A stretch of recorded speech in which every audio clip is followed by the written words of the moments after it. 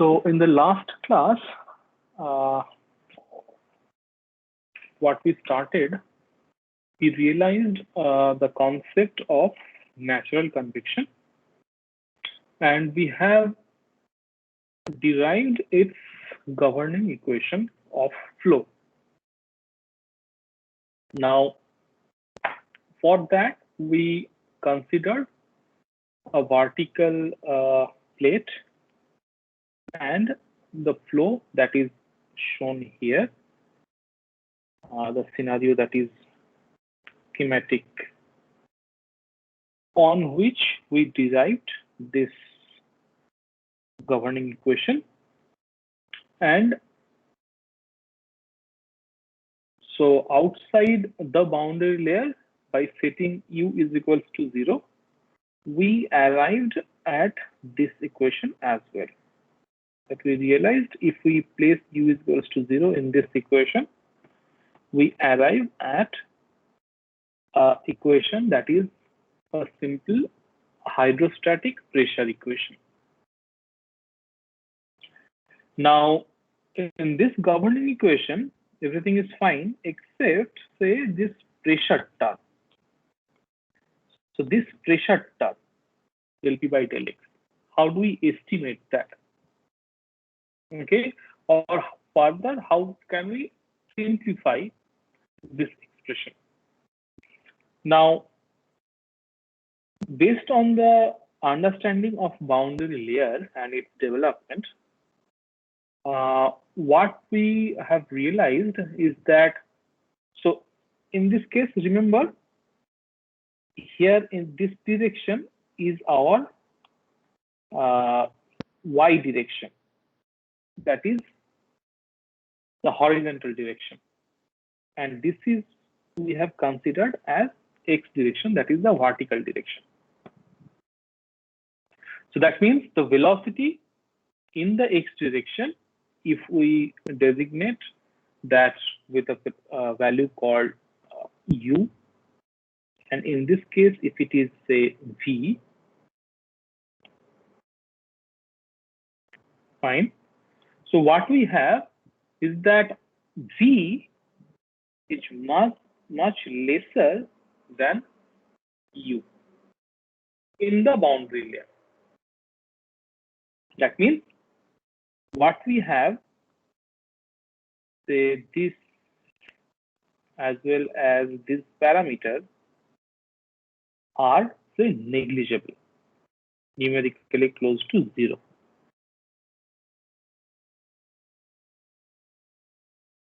And also there is no body force except if the plate is not inclined. So if the plate is inclined, then the scenario could have been that there will be a direction of gravity in the y direction.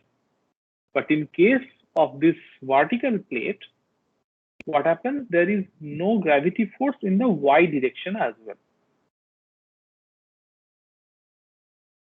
So if you consider again such elemental analysis, the force balance in the y direction, instead of here it is shown for the x, the simple analysis in y direction, that would give us that del P by del y is equals to 0, because there is no other forces that is acting. So the net force, the force balance in the direction of y would give us del P by del y is equals to 0. Now what this physically means, that for a given x, for any position in x, okay, if you go in the direction that is normal to the surface, the variation of pressure is negligible. Okay, and what we have is that for a given x, the pressure in the boundary layer is equals to the pressure that is of the quiescent or the calm fluid outside the boundary layer. So which means the pressure variation is, that means, only a function of x. The pressure will vary only in the x direction. Okay. And that pressure, so P is equals to only Px, which is further infinity stands for the outside the boundary layer at a calm situation or a stagnant scenario.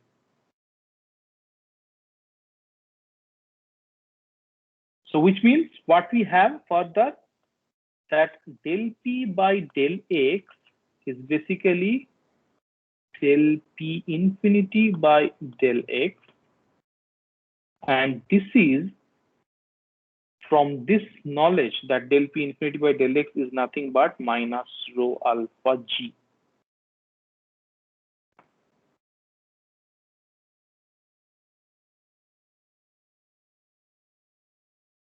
So this expression, now if we replace it here,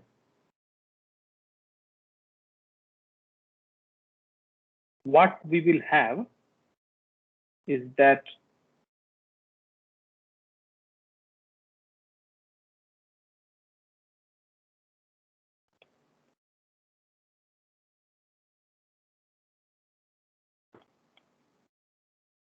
is equals to plus we have G.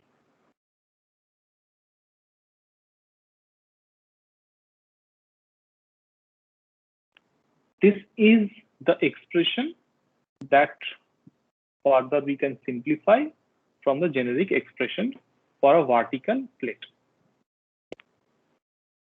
Now, in this case, this last term, now you can realize that this is basically a net upward flow, or say upward force per unit volume of the fluid, because it is the difference between the buoyancy force and the fluid weight, the rho G and rho alpha or rho infinity G. Okay, so this is the net force or the difference between the buoyancy force and the fluid weight, the rho G part, per unit volume of the fluid. And this is what initiates and creates or sustains the natural convection part or the natural convection current that we have understood in the last class.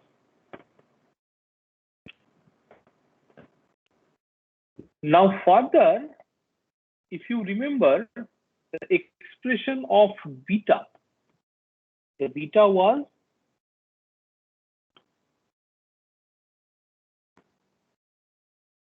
del rho by del T at constant P. Okay, from here at constant P, okay, by this concept of far away from the cold surface or hot surface, the utility of infinity, this substrate, what we have further realized is that this can be written as rho beta T minus T infinity at constant pressure.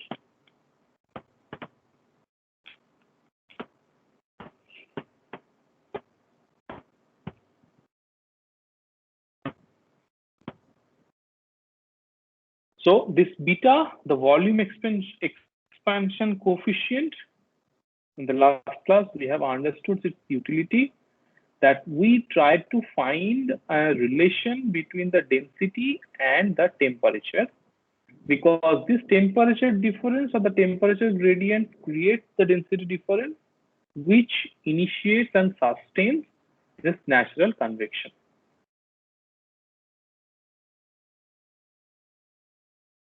Okay, so that means now if you look at this part once again, this difference in the densities,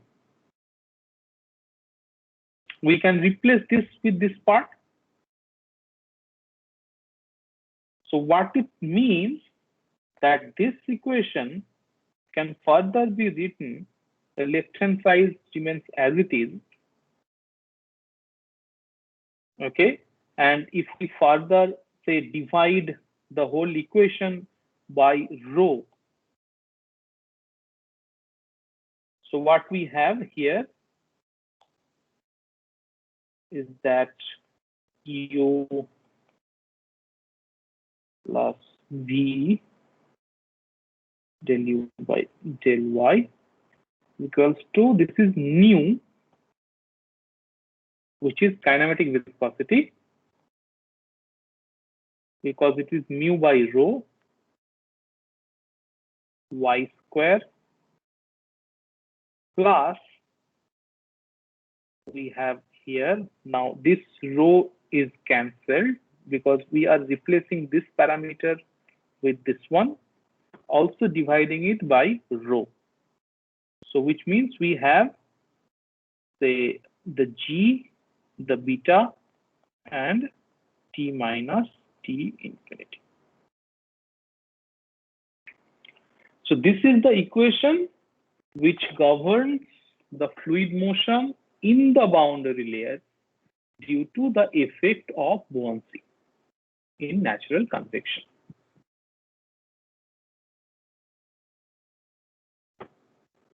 Now, this equation, if we further non-dimensionalize with the characteristic length scale, say the length scale, characteristic length scale is LC, okay, and a reference velocity. The reference velocity means kind of a characteristic velocity, but how do we realize that what is the reference of the characteristic velocity?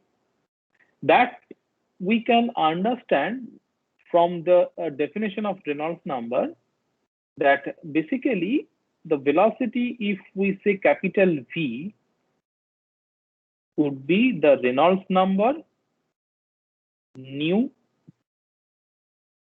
by a characteristic length scale in terms, so the characteristic velocity in terms of a characteristic length scale.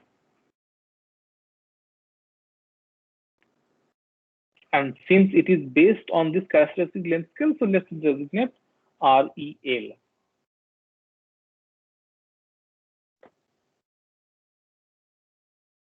And further, the temperature, we write that with respect to a temperature difference, and that temperature difference is logically T surface minus T infinity, which is the driving force.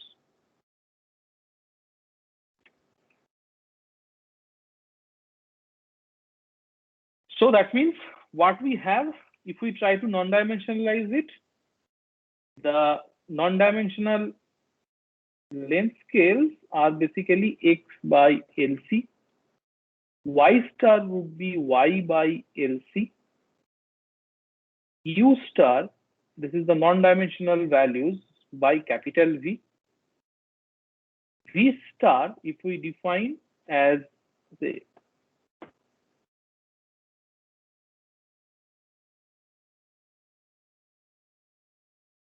V by capital V, and temperature, non-dimensional temperature is T minus T infinity divided by Ts minus T alpha.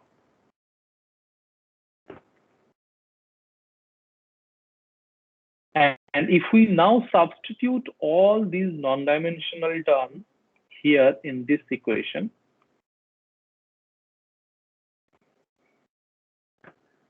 and try to non-dimensionalize this governing equation, what will be the form that would be similar to what we are now seeing.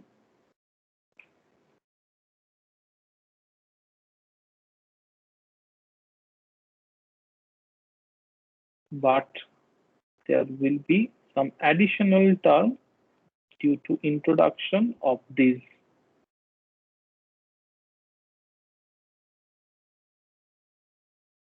This is new square.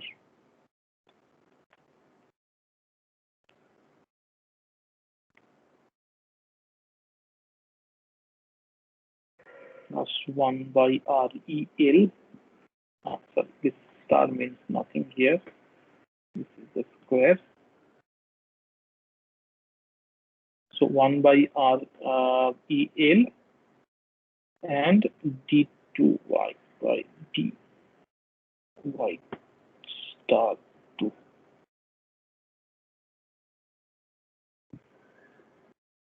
So this equation, this part is this one, this part is this one, where we have these additional terms due to introduction of these non-dimensional parameters.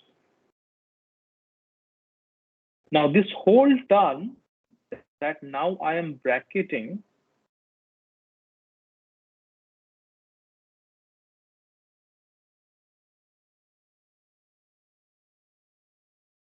okay, this is one dimensionless number that we call as the Grashof number.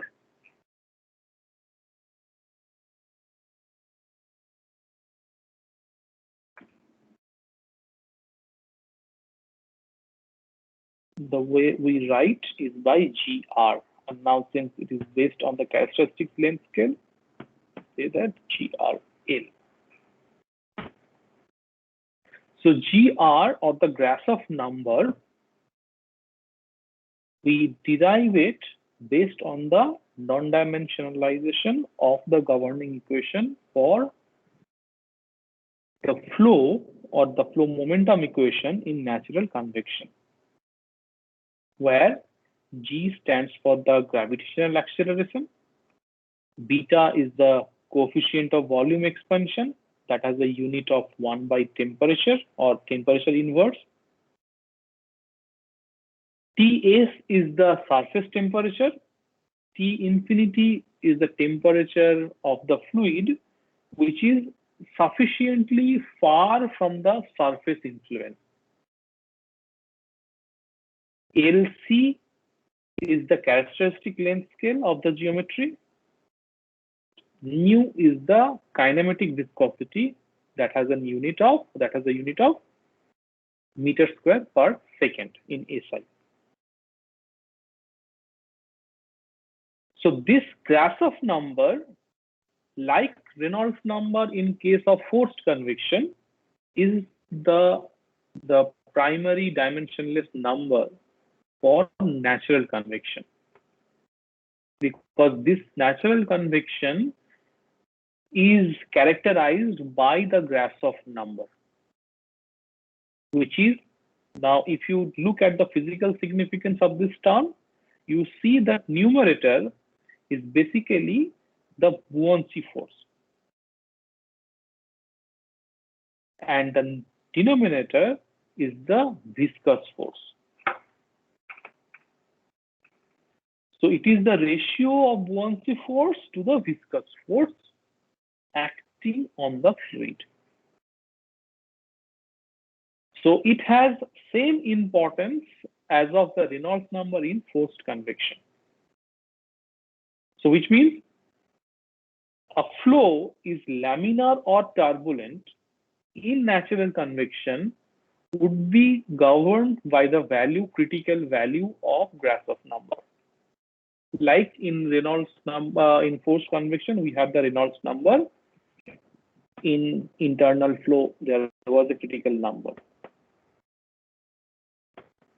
So for example, for the vertical plates, critical Grashof number is 10 to the power 9 in this order. the G are critical. For a vertical plate, remember, because the scenario can be different in different cases. The geometry can be different. So Grashof number, say if we have a hot surface, say this one surface is hot, you have cold outside. So this fluid, which is a kind of a warm fluid, there will be buoyancy force, there will be friction force due to viscous nature of the fluid.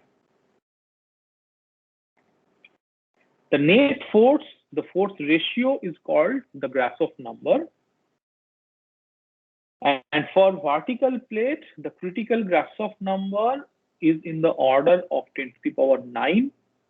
So a flow regime in natural convection would be called turbulent if the Grashof number is greater than 10 to the power 9 in case of vertical flow, or say the flow in vertical plate.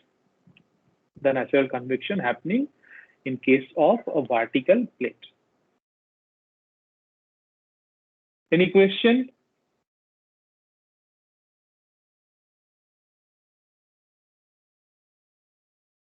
I hope I'm audible, right, guys?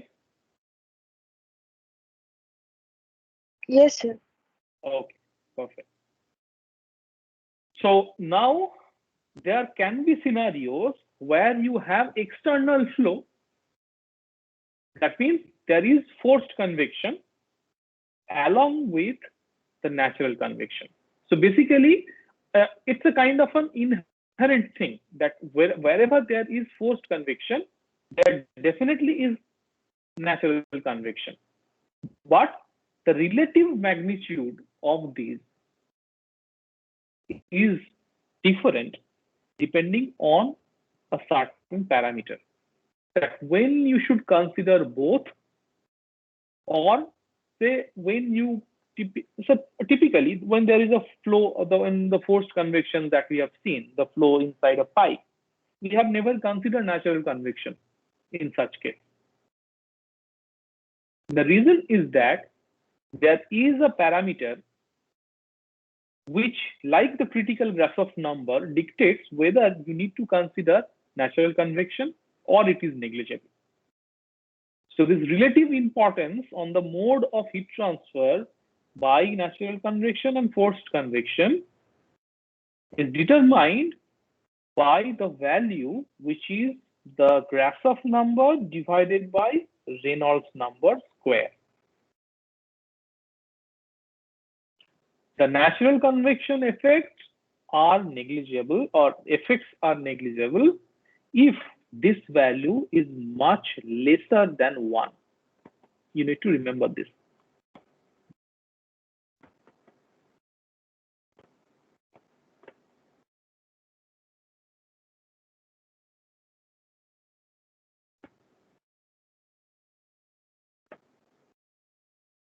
In this case, free convection dominates. But if the scenario is the other way around, that is, you have Grashof number divided by Reynolds number square is much greater than 1, okay, then in this case, forced convection effect are negligible.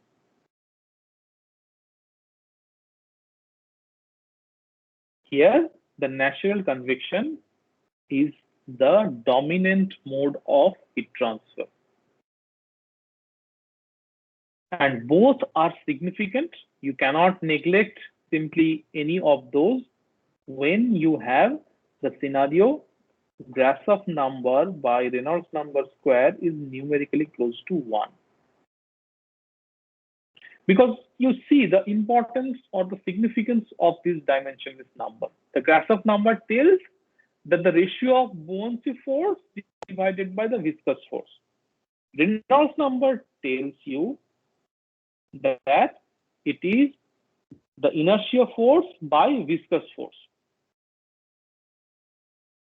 Okay, so if you take the ratio of these two, it's eventually in the numerator you have the buoyancy force, and in the denominator you have the inertia force. So inertia is basically related with the forced convection. It has an inertia, means it is moving at a high velocity. Buoyancy in the denominator, if it is much greater than 1, then that means it is having either lower inertia or higher buoyancy force. That means natural convection is quite dominant in such case. I hope this is clear to you. Now, likewise, the last section where we have seen several relation, or say our empirical relations in order to find out the Nusselt number, because that is what we are looking for always. So in this case also, depending on the scenarios like the orientation of the plate, the shape of the geometry, etc., there are several empirical relations, and that has typical form of Nusselt number, which is HLC by K is equals to a constant Grashof number, Prandtl number to the power n, where C and n are the constant that depends on the geometry of the object, the surface characteristics, and the flow regime. That means the laminar, turbulent, etc. Depending on these parameters changes usually. So this is a broad classification, or say that this classification can hold as a whole can be clubbed in this manner. Several correlations will be variation of this eventual equation. Now, another non-dimensional number is introduced here. Now, the point is that you need to remember these numbers because these are essential for your aptitude test in several competitive examinations. Now, here, the term that is in bracket, these together is called the Rayleigh number. Now, these all numbers are basically named after the scientists who initially developed or called them. So these are all the scientists, the Rayleigh, Prandtl, Grashof, and all. So that means this Rayleigh number is a product of Grashof and Prandtl number. The typical value of this C is usually lesser than 1. Usually. This value of n, typically, again, it is not hard and fast. You will see that there are thousands of relations that may deviate from this, but typically, it is, say, 1/4 for laminar and 1/3 for turbulent flow.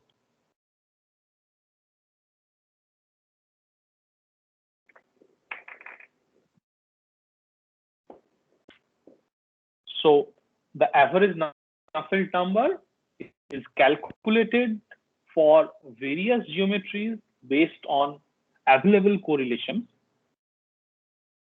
And if you have already you have access right now with Incropria DeWitt, you can look into the textbook. There is a table given for various shape and various type of geometry, that what are the correlations that you have. We will not go into the details of those because it's a kind of an open book assessment that will happen. Okay, so there is no meaning of writing the same equations once again here. When the problem would be given, you need to find out the appropriate scenario and use the appropriate correlation, because it is not meant for remembering all those set of equations. It is difficult. Okay. Now, the other point that even if I do not tell you is the same like the previous section, is that all fluid property that we calculate here is based on the film temperature, which is the surface plus this T infinity divided by 2, the average of these two temperatures. And then we calculate the average Nusselt number, and the procedure remains similar to that of the forced convection, that once we have the Nusselt number, we use the Q convection or the Q dot convection is equals to HAS through the surface area that is working in order to find out my overall heat transfer rate, or say the total amount of heat that is being convected.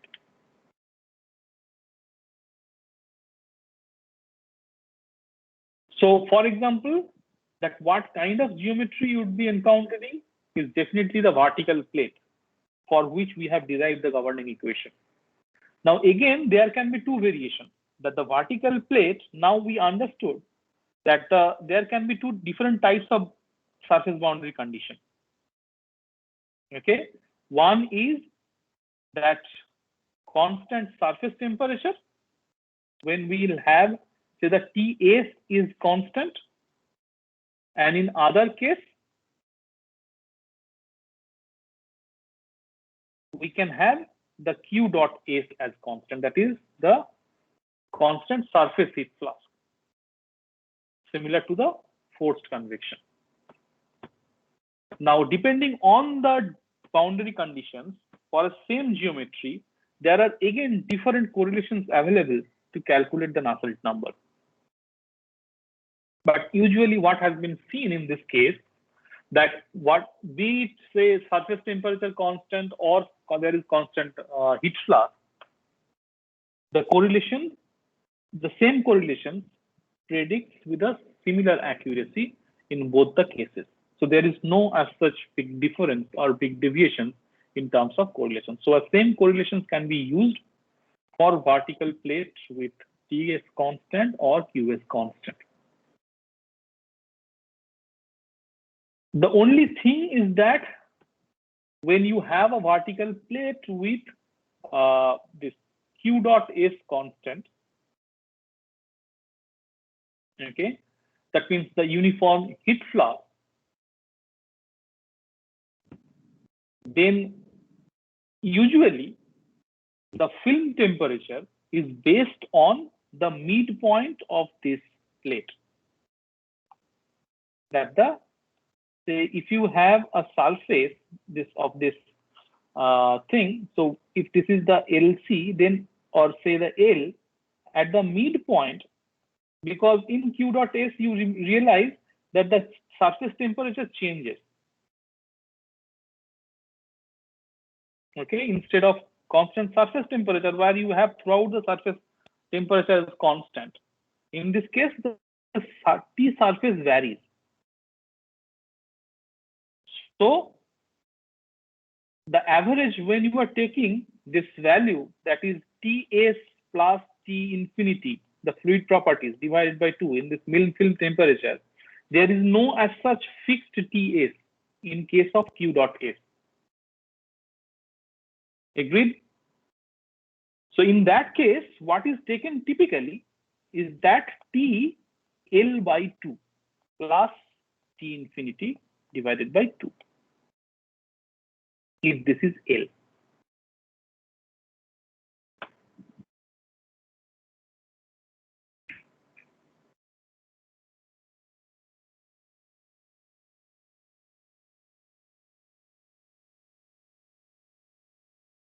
Okay.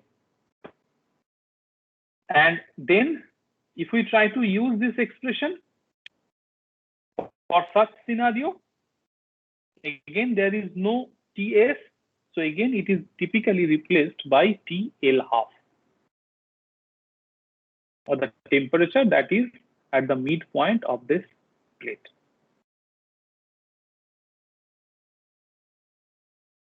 So there are different configurations we have just only discussed vertical plate. There can be vertical cylinder. There can be inclined plate. So in all the cases, there are correlations available for a range of Rayleigh number. In some cases, the restrictions are clearly mentioned. You have to at first check whether the process condition or the operating condition falls in that operating range. If it is, then you can safely use that correlation for the calculation of Nusselt number.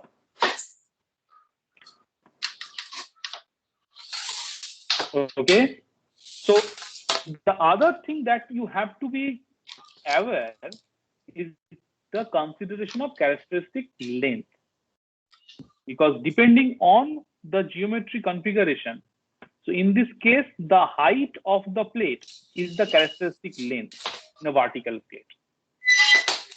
Same for the inclined scenario. If the plate is say inclined like this, okay, the complete length is my characteristic length scale. If we have horizontal plate, okay, so say if we have the horizontal plate, can someone tell me what would be the characteristic length scale? Say we have now a horizontal plate.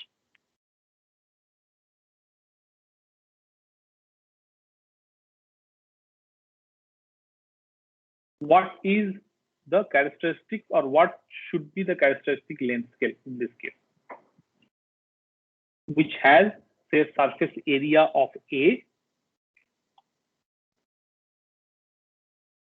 and a perimeter that is of T.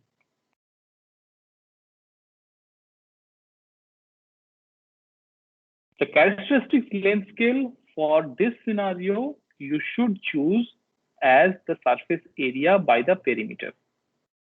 This would be the characteristic length scale while calculating all the previous equations,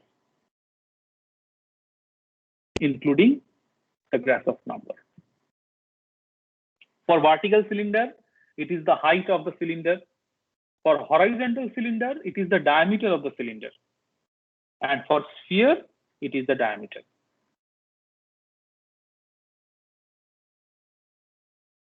Okay, so you have to be cautious while applying the same procedure, because the procedure is very straightforward. We calculate Grashof number, we calculate Rayleigh number, we see that whether the correlations are available for that particular range for which I'm calculating. If it is so, use it for calculating Nusselt number and subsequently for the rate of heat transfer.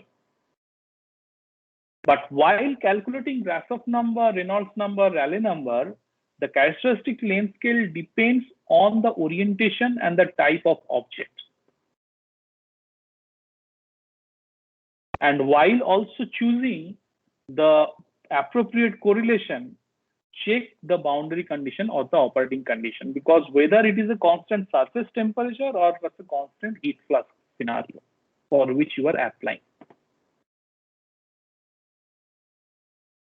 Now, depending on that, there are several scenarios. For example, there will be fins, the extended surface, where say there are gaps of two extended surface. So say these are two extended portions from a surface. Okay, this has its own thickness, which is say T. This thickness is say T, and this gap is say S.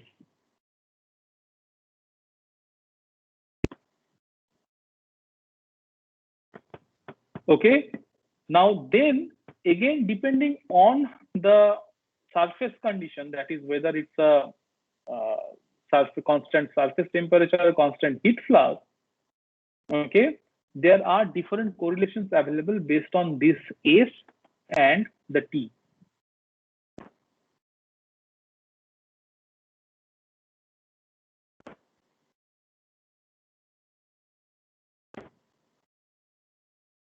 Any question?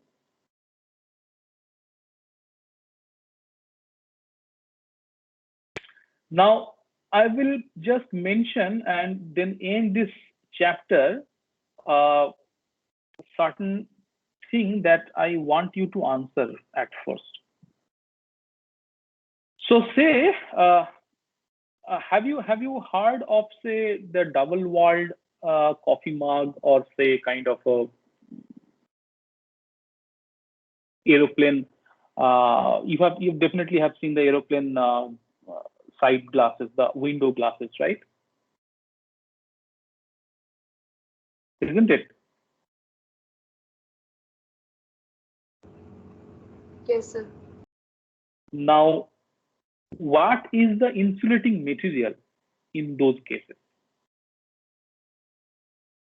Or say when we use our normal flask for our hot and cold liquid storage, what is the usual material for insulation? Because this is the purpose that it would not be, if it is hot fluid we are containing, it would not cool within few minutes or hours.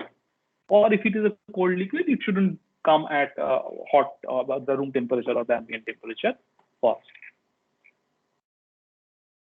So what is the insulating material in those cases? So maybe air. Yes, it is air. Okay, because air is a good insulator. And in fact, these woolen clothes during the winter time that we have, there, in fact, the air acts as this insulator.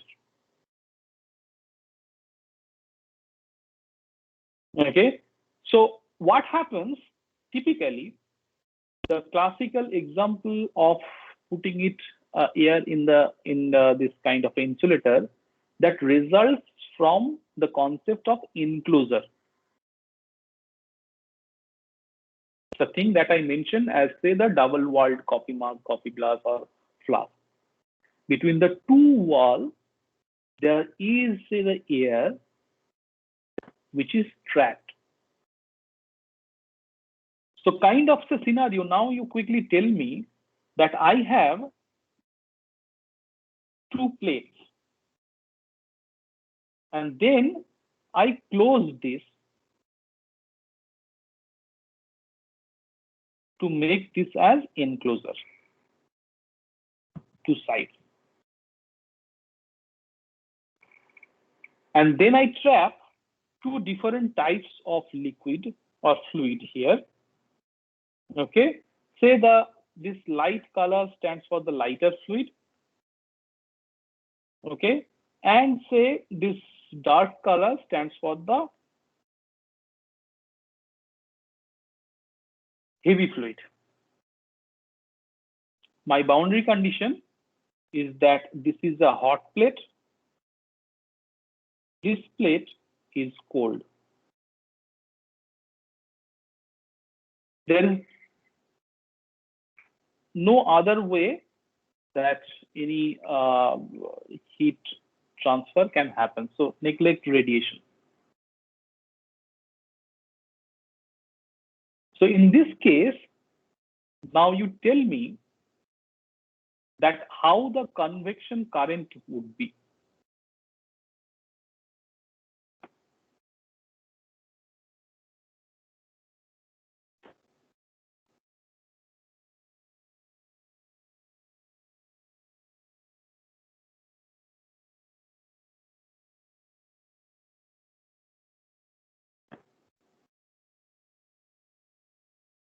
How the motion of the fluid will be in this enclosure.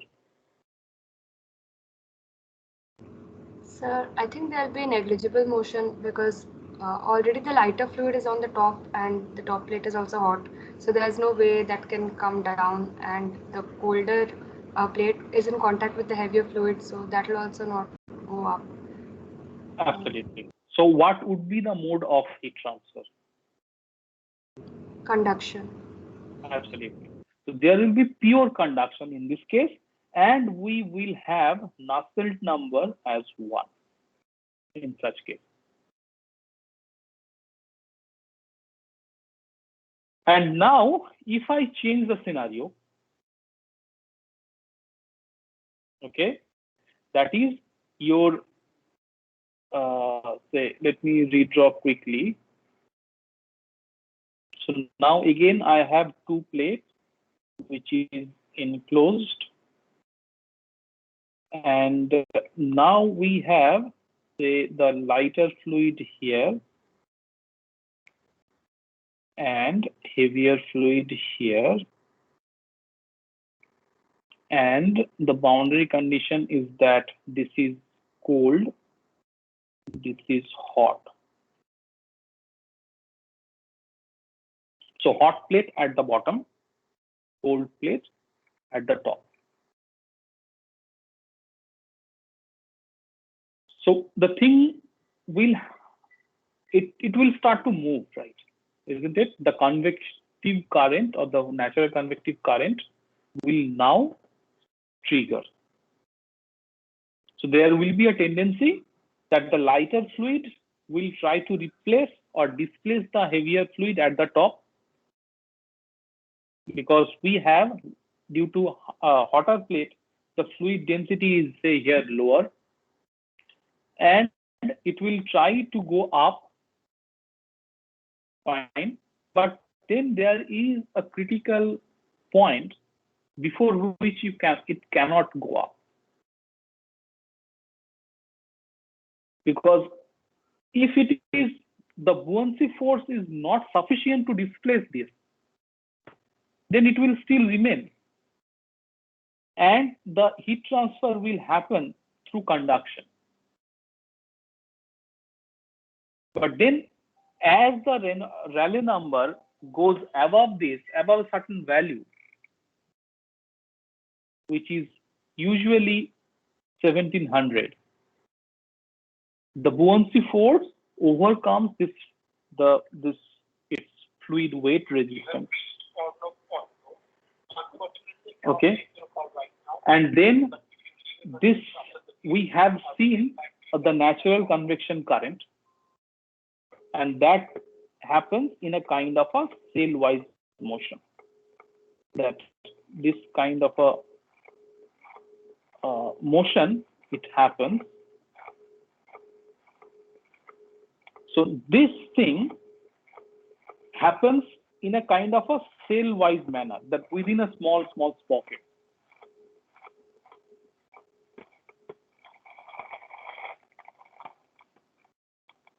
Now, this typical phenomena is called the Bénard sail. It is a kind of a hexagonal sail.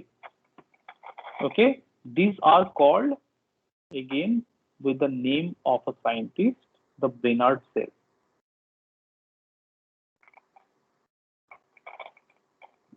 But for a very high Rayleigh number, which is, say, again in the range of 3 × 10⁵, this whole structure is broken, and the fluid motion becomes turbulent in such case. So within a small pocket, I mean, this is a kind of an imaginary compartment that I have drawn. So in these sails, there will be the motion of this convective current. And at very high Rayleigh number, this whole sail structure is broken and the motion becomes chaotic and it becomes turbulent.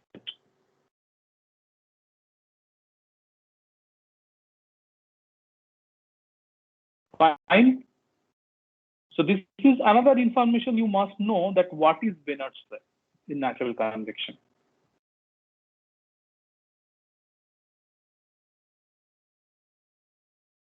So again, say, once our Nusselt number is known, okay, the rate of heat transfer that we typically calculate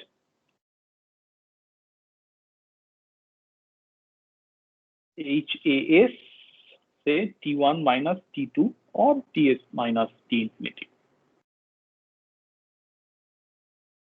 Now this H that we are finding in terms of Nusselt number. So that means K Nusselt by L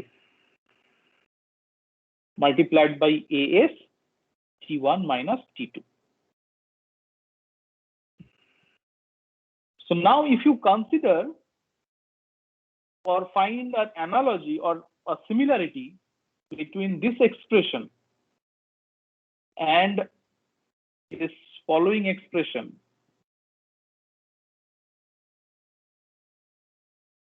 so T1 minus T2 by this L of the characteristic length scale.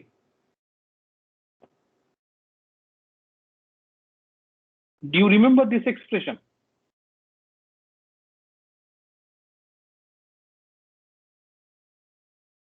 Yes. This highlighted one.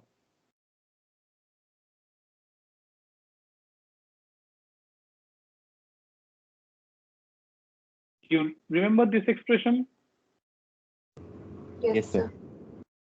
It is for conduction, Conduction. right? And this is what we have written now is for the convective heat transfer rate. And from there, we have written that in such a way that it behaves as if that we have a fluid in an enclosure whose thermal conductivity is K Nusselt by L, or L, sorry, L is not there because L we have put it in this case. So K Nusselt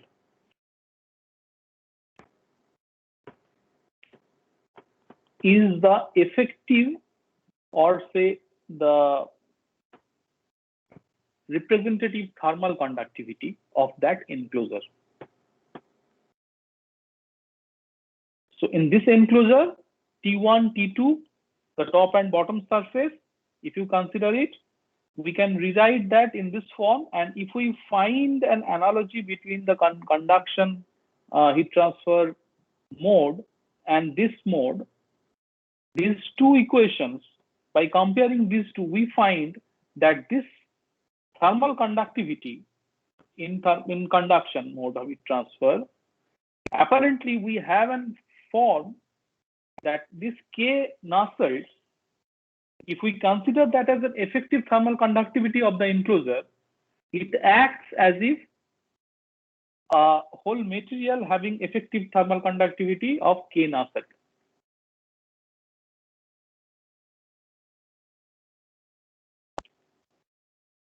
Okay, and in a special case, if the Nusselt number is 1, as Adrija mentioned in the previous example, where there is no fluid motion, it eventually a pure conduction. So this equation eventually boils down to this expression for pure conduction,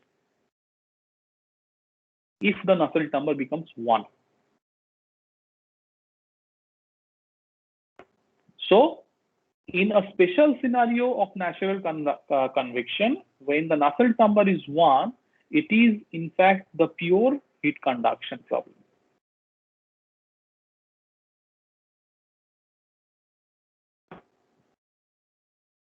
Okay, so what we have covered in this section is that the concept of Grashof number, okay, and the concept of Rayleigh number, their utility, a point where we have realized that when to consider natural convection along with forced convection, or one can be negligible, the other should be dominant. There is a criteria for that. The task that I gave you is that to find out, based on the problem statement, the relevant shape of the geometry and its orientation, and according to the boundary condition or the process condition, the choice of appropriate correlation to find out the Nusselt number. And then the rest of the thing follows as of the forced convection, that using the Nusselt number, we calculate the value of H.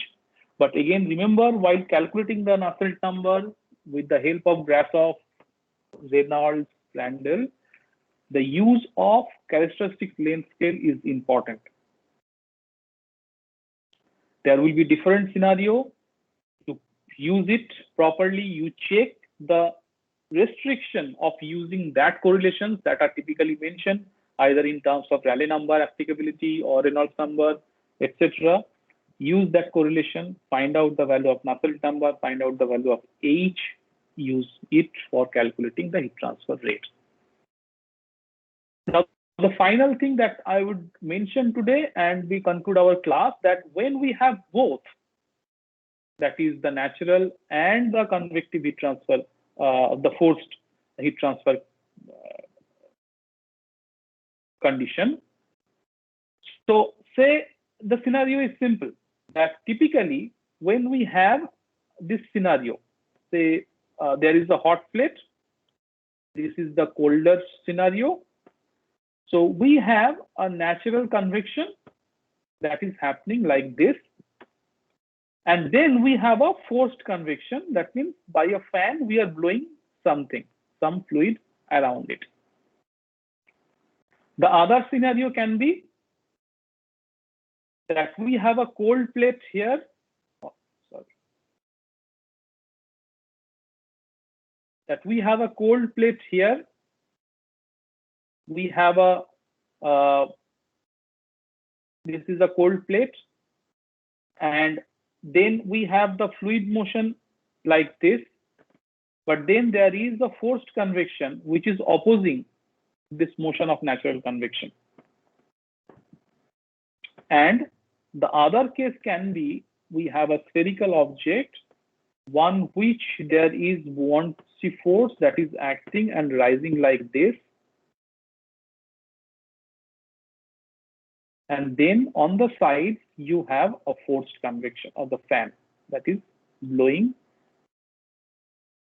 the fluid. So this is assisting the natural convection, this scenario. This scenario is opposing the natural convection, and this is called the transverse flow.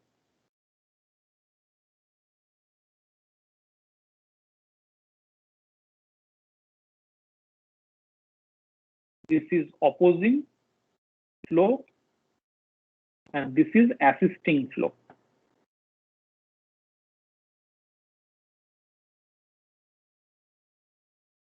Now, in this case, what is the Nusselt number, the combined Nusselt number? How do we do that?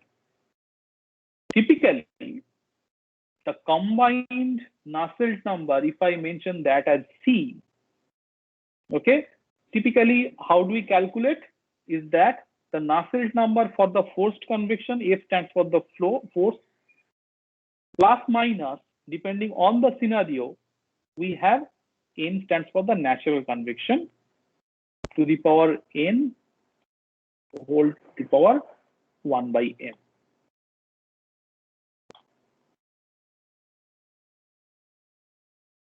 In this form, we have, or we calculate the combined Nusselt number in certain scenario.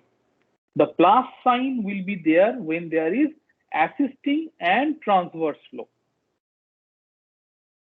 So based on pure forced convection, based on pure natural convection, we separately calculate for the same problem two different Nusselt numbers, and then we add it after having to the power N. Now this N again varies between 3 and 4 depending on the geometry that is involved. Typically, N is equals to 3 for vertical surfaces. It gives a better accuracy. And say higher values of N are utilized for horizontal surfaces. So based on the pure forced and the pure natural convections, we calculate both Nusselt number, and then we use this typical summation based on either assisting or transverse. Then we use the plus sign. If it is the opposing, we use the negative, the minus between these two, and we calculate the combined Nusselt number. And then we follow the rest of the things. So any question? Because we have overshoot the time. So yeah, any question? So this basically ends the discussion on the natural convection. In the next class, I will start the boiling and condensation, the final chapter.